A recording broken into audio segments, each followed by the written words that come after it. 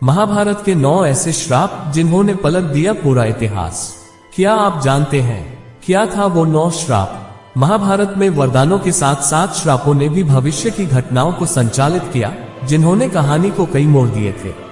महाभारत के 9 ऐसे श्राप जिन्होंने पलट दिया पूरा इतिहास। पहला, महाभारत के युद्ध के बाद जब श्री कृष्ण गांधारी को सांत्वना देने गए तो पुत्रों की मृत्यु का दर्द सहन नहीं कर पा रही गांधारी ने श्री कृष्ण को श्राप दिया था। उन्होंने कहा था, जिस प्रकार तुमने इस युद्ध में पांडवों का पक्ष लिया और मेरे सारे पुत्र मारे गए, इसलिए तुम्हारे वंश का भी नाश होगा। दूसरा, महाभारत युद्ध के अंत में जब अश्वत्थामा ने धोखे से पांडव पुत्रों का वध किया और पांडवों पर ब्रह्मास्त्र छोड़ा, ये देख अर्जुन ने भी ब्रह्मास्त्र छोड़ा। महर्षि व्यास ने दोनों अस्त्रों को टकराने से रोका और दोनों से अपने अपने ब्रह्मास्त्र वापस लेने को कहा। तब अर्जुन ने अपना ब्रह्मास्त्र वापस ले लिया, लेकिन अश्वत्थामा ये विद्या नहीं जानता था, इसलिए उसने अपने अस्त्र की दिशा बदलकर अभिमन्यु की पत्नी उत्तरा के गर्भ की ओर कर दी। ये देख श्री कृष्ण ने अश्वत्थामा को श्राप दिया, तुम 3000 साल तक पृथ्वी पर भटकते रहोगे। और ये देख श्री कृष्ण ने अश्वत्थामा को श्राप दिया कि तुम 3000 साल तक इस पृथ्वी पर भटकते रहोगे। तुम्हारे शरीर से पीप और लहू की गंध निकलने के कारण तुम किसी व्यक्ति से बात नहीं कर सकोगे, दुर्गम वनों में पड़े रहोगे। तीसरा, घटोत्कच जब पहली बार अपने पिता भीम के राज्य में गए थे तो अपनी मां हिडिंबा के आदेश पर उन्होंने द्रौपदी को आदर सम्मान नहीं दिया। ये देखकर द्रौपदी को अपमान महसूस हुआ। द्रौपदी ने घटोत्कच को कहा कि वह पांडवों की पत्नी और पांचाल देश के ब्राह्मण राजा द्रुपद की पुत्री है। द्रौपदी ने गुस्से में ये श्राप दिया कि घटोत्कच की आयु सीमा बहुत कम होगी और वह बिना किसी युद्ध के मारा जाएगा। चौथा, सत्यवती और शांतनु के पुत्र विचित्रवीर्य के विवाह के लिए भीष्म ने काशीराज की तीनों पुत्रियों का हरण कर लिया, ताकि वे अपने पिता शांतनु के वंश को आगे बढ़ा सके। बड़ी राजकुमारी शाल्वराज को चाहती थी, लेकिन जब अम्बा शाल्वराज के पास गई तो उसने भी उसे स्वीकार करने से मना कर दिया। अम्बा ने भीष्म से विवाह करने का अनुरोध किया, लेकिन भीष्म ने मना कर दिया और कहा कि वह कभी किसी से विवाह नहीं करेंगे। इसी वजह से अम्बा ने भीष्म को श्राप देकर कहा कि मैं निस्सहाय स्त्री हूँ और तुम शक्तिशाली। मैं पुरुष के रूप में दोबारा जन्म लूंगी और तुम्हारे अंत का कारण बनूंगी। बाद में अम्बा शिखंडी के रूप में जन्म लेती है और भीष्म की मृत्यु का कारण बनती है। पांचवा, राजा पांडु जब अपनी दोनों रानियों कुंती और माद्री के साथ आखेट कर रहे थे, तब उन्होंने मृत समझकर एक ऋषि पर बाण चला दिया।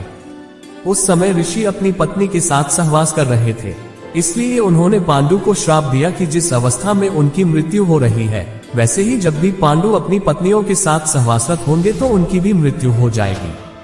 छठवां, जब ऋषि द्रोणाचार्य ने कर्ण को ब्रह्मास्त्र की विद्या सिखाने से मना कर दिया तो कर्ण परशुराम के पास पहुंच गए। परशुराम यह विद्या किसी ब्राह्मण को सिखाना चाहते थे, क्योंकि इस विद्या के दुरुपयोग का खतरा बढ़ रहा था। कर्ण ने इस विद्या को सीखने के लिए खुद को ब्राह्मण पुत्र बताया। परशुराम ने इस विद्या के साथ साथ कर्ण को अस्त्र शस्त्र की भी शिक्षा दी थी। जब परशुराम को इस विश्वासघात का पता चला तो उन्होंने कर्ण को श्राप दिया कि जब तुम्हें इस विद्या की सबसे ज्यादा आवश्यकता होगी, उसी समय तुम इसे भूल जाओगे। सातवां, अर्जुन जब इंद्र सभा में गया तो स्वागत के लिए उर्वशी, ब्रह्मा सहित कई अप्सराओं ने नृत्य किया। उर्वशी अर्जुन पर मोहित हो गई और एक दिन अर्जुन के पास गई और प्रेम निवेदन करने लगी। अर्जुन ने उर्वशी से कहा, इंद्रदेव मेरे पिता तुल्य हैं, इसलिए उनकी प्रेमिका होने के नाते आप मेरी माता समान हुई। कोई पुरुष अपनी माता तुल्य स्त्री से ऐसी बात नहीं कर सकता। उर्वशी ने क्रोधित होते हुए कहा, तुमने इंद्रलोक की सबसे सुंदर स्त्री का प्रणय निवेदन ठुकराकर मुझे अपमानित किया है। मैं तुम्हें शाप देती हूँ कि तुम नपुंसक बन जाओगे। इंद्र ने श्राप के प्रभाव को कम करने के लिए वरदान दिया कि तुम जीवन के किसी एक वर्ष में नपुंसक बन जाओगे और यह एक वर्ष तुम अपनी मर्जी से चुन सकते हो। अर्जुन ने अज्ञातवास बृहन्नला किन्नर बनकर राजा विराट की पुत्री उत्तरा को नृत्य और संगीत की शिक्षा दी। उर्वशी का दिया शाप अर्जुन के लिए वरदान सिद्ध हुआ। आठवां, महर्षि मैत्रेय ने दुर्योधन को समझाया था कि पांडव बहुत शक्तिशाली हैं और उनसे युद्ध न करके मेल कर लेना चाहिए। दुर्योधन ने महर्षि की बात सुनकर गुस्सा किया और अपनी जान पर ताल ठोक दी। महर्षि मैत्रेय ने क्रोध में दुर्योधन को श्राप दिया कि जिस घमंड से तू अपनी जान पर ताल ठोक रहा है, उसी जान से तुम्हारे प्राण निकलेंगे। महाभारत युद्ध में भीम ने दुर्योधन की जान पर अपनी गदा से प्रहार किया, जिससे वह खून से लथपथ होकर गिर पड़ा। भीम के प्रहार से दुर्योधन के शरीर का निचला हिस्सा टूट गया और तड़प तड़प कर उसकी मौत हो गई। 9वां, पांडवों की मृत्यु के बाद अभिमन्यु के पुत्र परीक्षित ने शासन किया।